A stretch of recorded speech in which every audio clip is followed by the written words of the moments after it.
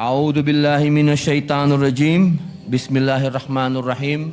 Alhamdulillah rabbil alamin. Bismillahi wassalatu wassalamu ala rasulillahi. Sa ngalan ng Allah, ang mapagpala at ang mahabagin. Sa Kanya lamang ang pagpupuri, ang nag-iisang Panginoong may likha ng lahat ng mga daigdig, langit at lupa. O aming Diyos, una po sa lahat ay humihingi kami ng inyong kapatawaran at tanggapin niyo po ang aming pagsisisi sa bawat kasalanan na nagawa at magagawa. Maging ito po ay hindi sinasadya o sinadya, pinlano o hindi pinlano. Sapagkat tunay na tanging ang malinis na puso po lamang ang inyong pinakikinggan at nakakaabot sa iyo. O nag-iisang tagapagligtas, lumalapit po kami sa inyo nang may pasasalamat sa mga pagpapala na dumating sa bayang ito. Kaya't humihingi po kami ng proteksyon at patnubay upang wag po kaming lamunin ng mga pagsubok mula rito.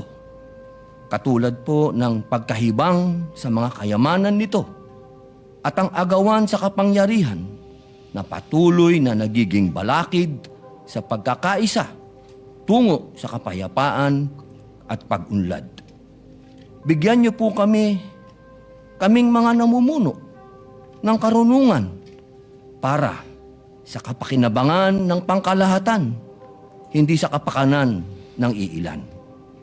Handugan niyo po kami ng integridad upang ang aming mga tiwala sa isa't isa ay bumalik at lalo po ang tiwala ng taong bayan.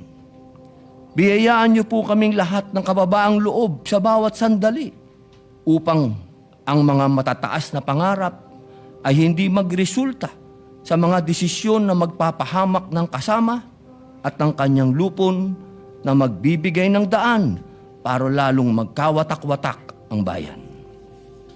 Idinadalangin namin na mabigyan ng puwang ng bawat kasama sa kongreso na ito ang pagpapayabong ng pananampalataya sa iyo ng bawat isa, maging anuman ang relihiyon, sapagkat ang lahat ng pakikipaglaban para sa karapatan at kalayaan ay mag-uugat sa lalim ng relasyon ng bawat mambabatas sa iyo at sa mismong mga batas na galing at ibinigay niyo sa amin. Naway kami ay maging isang pinuno na may katapatan sa aming konstitusyon, na ang una ay ang sa Diyos, pangalawa sa bayan, pangatlo sa kalikasan, at pang-apat ay sa taong bayan. Na inukit sa tipan na ito ay ang katarungan para sa mga walang laban at kaunlaran para sa mga walang kayamanan. Hindi man po kami magkakapantay sa antas ng yaman at pinag-aralan, ngunit sa batas ng Diyos at sa batas ng bayan, kami po ay pantay-pantay. Ipinagpapanalangin ko po at inilalapit ko po sa inyo ang bawat isa sa amin. Bismillahi arkika min kuli, shay'in yu dika min syari, kuli nafsin aw aynin hasid, Allahu yashfik, Bismillahi arkika. In the name of Allah, perform ruqya for you from everything that is harming you, from the evil of every soul or envious eye.